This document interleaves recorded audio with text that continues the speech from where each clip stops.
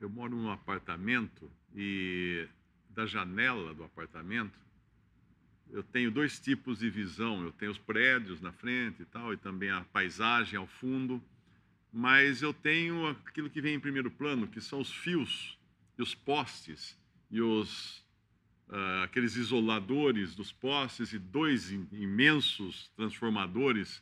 Aqueles fios ali têm 11.000 volts passando neles, eles são mortais, os fios que passam próximo da minha janela e também do outro lado da rua.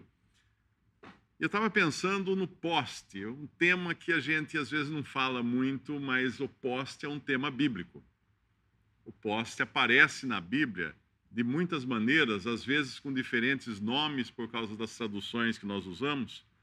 E ele tem também a característica de ser mortal, como esses postes na rua, carregando aqueles fios de alta tensão, como um poste que quase me matou uma vez. Eu estava passando pelo anel viário aqui em Limeira, e quando estava passando, uma máquina fazendo terraplenagem, ele deu ré na máquina, a máquina bateu num poste que não tinha fio, não tinha nada, um poste de concreto, o poste quebrou, eu vi o poste cair na minha frente, meu carro passou e o poste caiu atrás, quase pegando o porta-mala do carro. Então, um poste pode ser mortal, mas um poste pode ter também benefícios, né? A gente sabe que não existiria conforto, como nós temos agora, se não fossem os postes aqui na frente, levando toda essa fiação, trazendo eletricidade para a nossa casa, para os lugares onde nós estamos. Quando era criança, inclusive esses postes hoje são de concreto na sua maioria, mas havia postes de madeira quando eu era criança, algumas cidades ainda têm, mas ali onde eu morava, na Rua Boa Morte, nós tínhamos postes de trilho de trem. Eram postes de ferro, os mais antigos aqui lembram disso, eram postes de ferro, e bem em frente à minha casa, na Rua Boa Morte, tinha um desses postes de trilho de trem. E uma brincadeira que a gente costumava fazer era encostar a mão no poste, dar a mão para outra criança, que dava a mão para outra criança, e a última pegava na grade da casa. Porque esse poste tinha uma perda, um vazamento de corrente, e nós achávamos o máximo ser valente segurando no poste um e o outro segurando na grade. A gente não sabia que aquilo podia matar. Tem muitos casos aí de crianças que foram mortas em cercas, em grades, que tinha uma passagem de corrente e foi lá, pôs a mão, estava chovendo, alguma coisa assim. Tem uma outra coisa também que me chamou a atenção um dia olhando pela janela do meu apartamento, foi um pica-pau. Esse pica-pau passou voando. Hoje é possível a gente encontrar pica-pau na cidade, coisa que quando era criança não existia, mas hoje tem muitos pássaros silvestres na cidade, graças às políticas de proteção do ambiente. E esse pica-pau passou voando e sentou no poste. Não como as rolinhas, as pombinhas que sentam no fio. Ele sentou-se no poste, como o pica-pau normalmente senta na árvore. A árvore aqui, o pica-pau fica aqui, na lateral da árvore. Ele ficou assim na lateral do poste.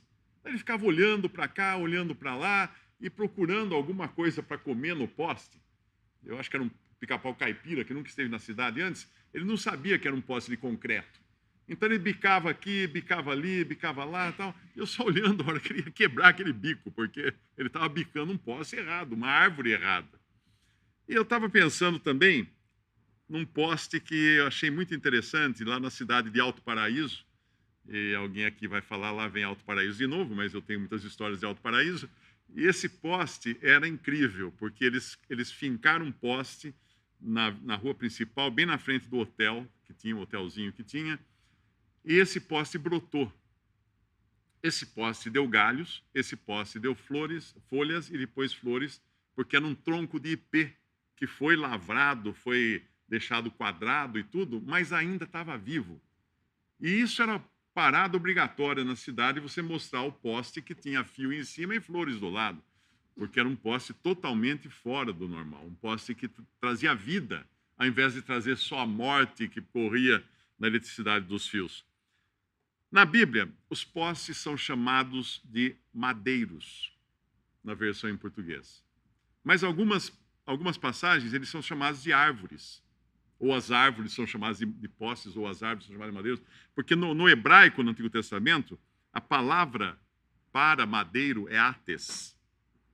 E ele pode tanto servir para a vida, como servir para a morte, como os postes da nossa cidade, nas nossas ruas. Essa palavra ates, nas nossas traduções bíblicas, às vezes aparece como árvore, como madeiro, como estaca ou como cruz, pela decisão dos tradutores. Mas no original é ates, a palavra original ates, que significa um madeiro. Existem algumas passagens interessantes que falam de madeiros, que falam de postes, que falam desse ates. Uma, por exemplo, é quando o povo de Israel, muito desobediente no deserto, depois de sair do Egito, estavam reclamando e encontraram águas amargas. E reclamaram que as águas estavam amargas. E aí Moisés clamou ao Senhor, e o Senhor mostrou-lhe uma árvore, em hebraico, ates, mesma coisa que poste ou madeiro, mostrou-lhe um madeiro, que lançou nas águas e as águas tornaram-se doces. Então aqui um poste, um madeiro que é lançado em águas amargas para as águas amargas ficarem doces.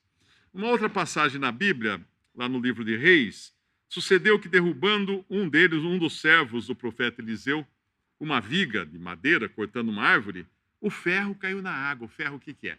Quem já usou machado sabe que tem um cabo de madeira e tem um ferro na ponta. E se estiver meio solto, às vezes você vai bater na árvore, o ferro cai, solta do cabo. Caiu na água, então, o ferro, e clamou e disse: ai, meu senhor, ele era emprestado. E disse o homem de Deus: onde caiu? E mostrando-lhe o lugar, cortou um pau, ates, mais uma vez, ates, que serve para poste, para madeiro, para pau, para árvore, e lançou ali e fez flutuar o ferro. E disse: levanta-o. Então ele estendeu a sua mão e o tomou. Esse madeiro aqui, ele faz com que algo perdido seja achado. Olha que interessante. Algo impossível, ele faz com que se torne possível. Um ferro flutuar na água. Então, um poste ou uma madeira ou um madeiro aqui, que o profeta Eliseu usa para uma situação milagrosa. Em uma outra passagem de Deuteronômio 21, 22, diz que quando também em alguém houver pecado digno do juízo de morte, e for morto, e o pendurares no madeiro, ates, mais uma vez ates. O madeiro era usado também como instrumento de tortura e morte. Um criminoso era pendurado no madeiro para morrer. Essa figura nós todos entendemos o que quer dizer. Mas em Gênesis 18, versículo 8, Abraão recebe o Senhor Jesus lhe aparece lá em Gênesis, acompanhado de 2 anjos, e Abraão convida os 3 para uma refeição. E onde vai ser essa refeição? Onde o Senhor se encontra com Abraão. Onde poderia ser uma refeição do encontro do homem com o Filho de Deus? Debaixo de uma árvore, que na Bíblia a palavra usada é ates, mais uma vez, madeiro. É debaixo de um madeiro que se encontram Abraão e o Senhor. Mais uma passagem lá em Gênesis 22 conta a história de Abraão e seu filho Isaque, quando Deus pede que Abraão sacrifique o seu filho Isaque. Então ele sobe com Isaque num monte, mas antes de subir nesse monte, diz que Abraão colocou sobre o filho dele, Isaque, o lenho que ele ia usar para fazer o holocausto, para queimar a vítima. No caso, ia ser o seu próprio filho, que Deus tinha pedido para que fosse sacrificado. Esse lenho que é colocado nas costas de Isaque, que vai subir a montanha para ser sacrificado, precisa dizer qual é a palavra hebraica para esse lenho? Poste não, ates.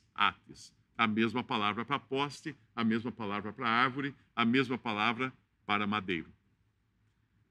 Em Josué, mais uma vez, aparece a palavra ates, Josué capítulo 10, versículo 26 e 27, mas lá é como forca. Josué consegue caçar 5 reis inimigos e então, depois de mortos, eles são pendurados em forcas. E lá a palavra também é ates, para essas estacas ou madeiros onde são pendurados eles depois de mortos. Então é interessante isso, enforcado depois de morto. também na Bíblia aparece essa situação de um morto pendurado num madeiro. De um morto pendurado no madeiro. Essa ideia não é estranha para nós brasileiros, porque nós temos a história de Tiradentes, não?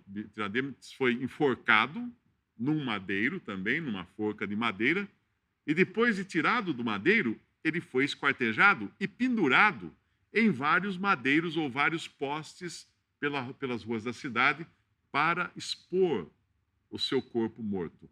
Então, como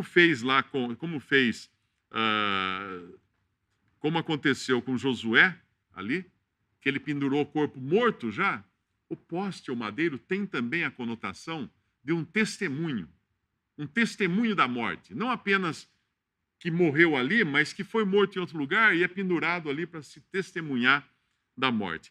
Muita gente discute se, quando Cristo morreu, ele teria morrido numa cruz, em forma de cruz, né, como nós chamamos de cruz, numa cruz em forma de T, numa cruz em forma de X, ou mesmo pendurado numa estaca comum, sem nenhuma travessa em cima.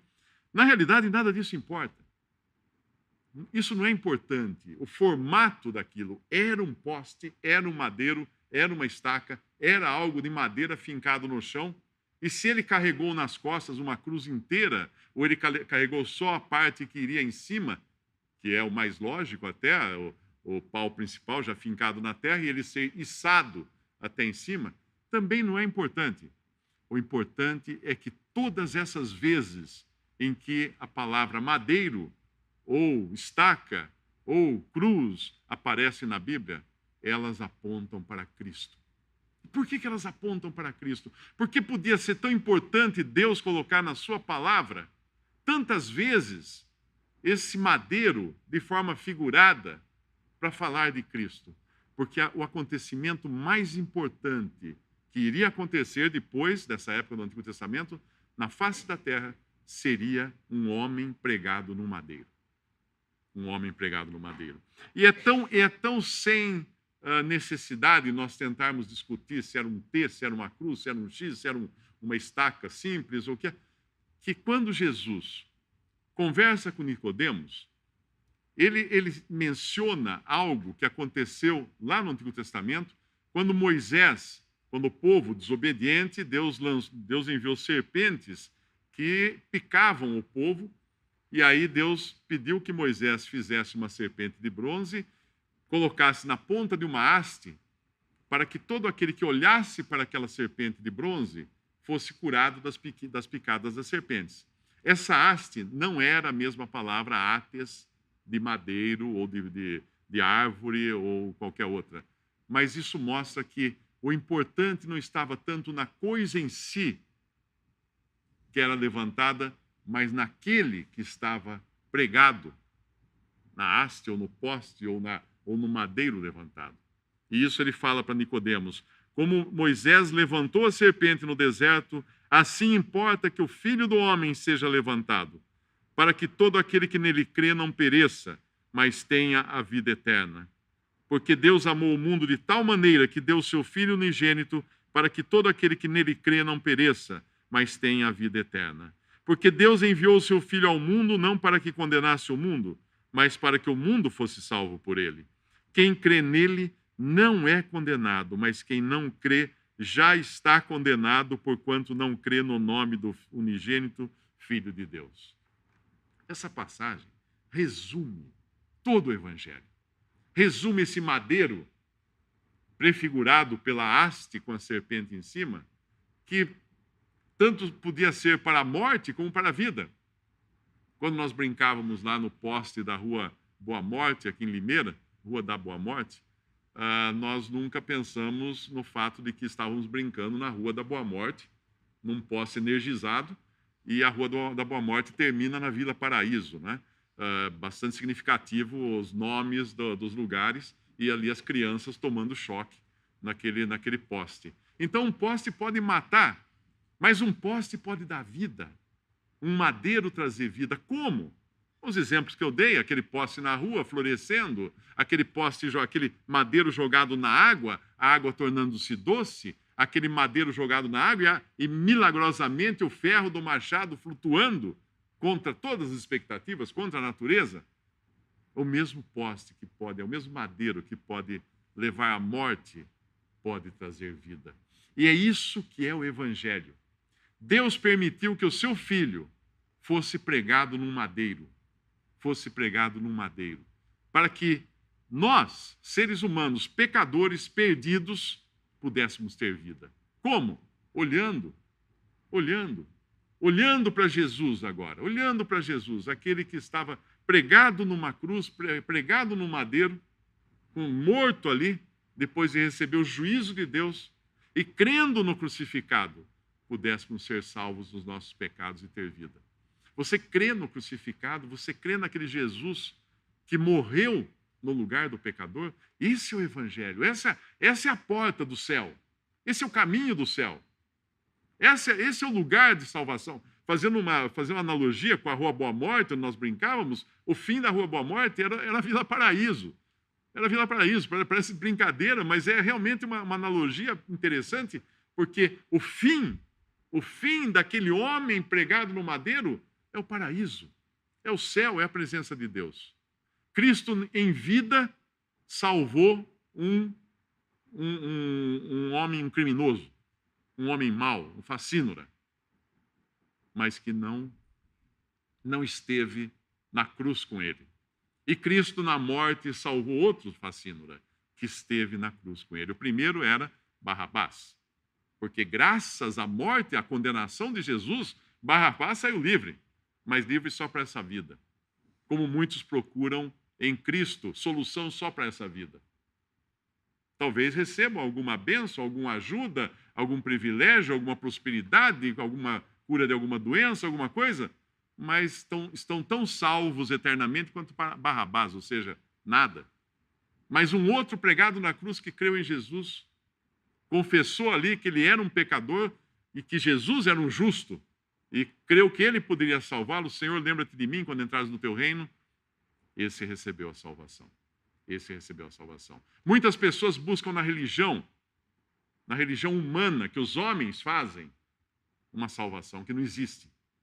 São como o pica-pau no poste de concreto, num poste, numa árvore feita por homens, que não tem nada de vida, não tem nada que possa alimentar aquele pica-pau. A religião humana é como esse poste de concreto, não tem nada para o homem.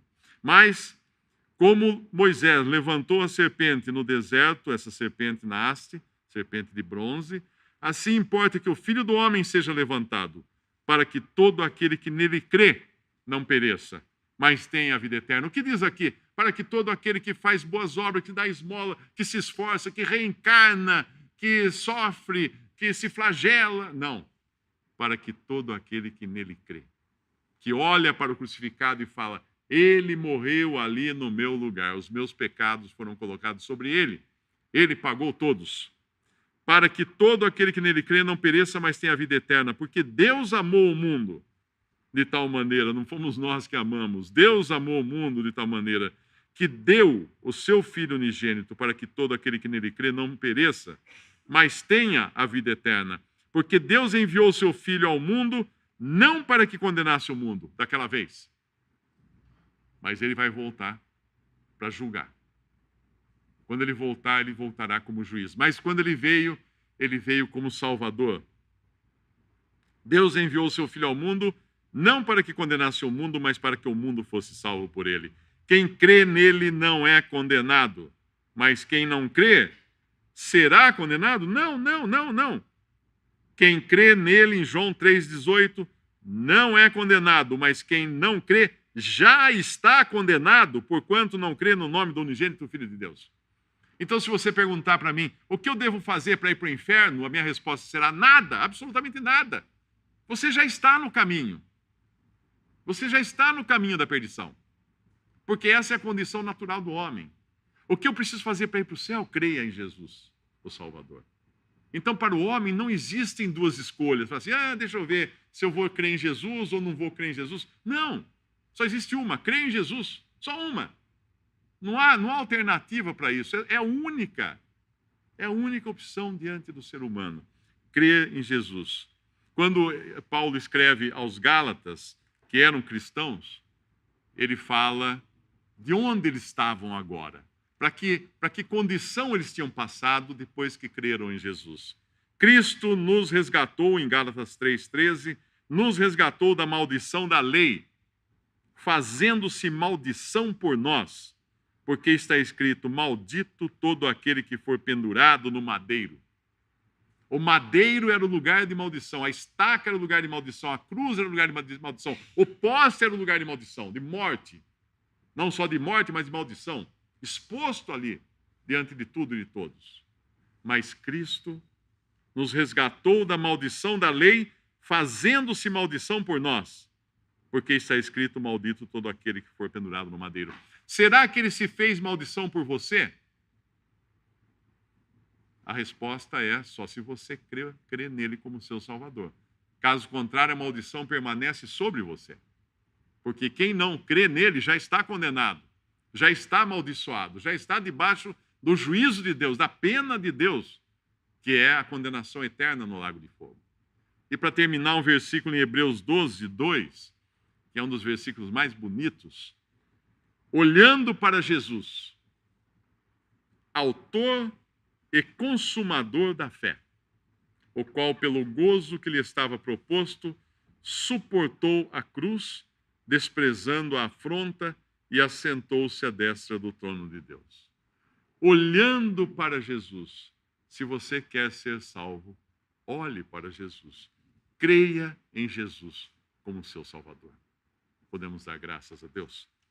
Nosso Deus e nosso Pai, nós agradecemos, Pai, por uma tão grande salvação que recebemos pela fé em Cristo Jesus. Agradecemos pela mensagem do Evangelho tão simples, tão singela, que leva o pecador a olhar para Cristo, a olhar para aquele que ficou pregado num madeiro, pendurado numa estaca, levantado numa cruz, colocado ali como espetáculo diante de todos. O espetáculo de um homem tomando o lugar do pecador, morrendo no lugar do pecador. Pai, nós agradecemos por este Evangelho e pelo poder que tem a Tua palavra, Pai, de transformar o mais vil pecador em alguém apto para o céu. Somente pela fé em Cristo, essa mesma fé que vem de Ti, Pai.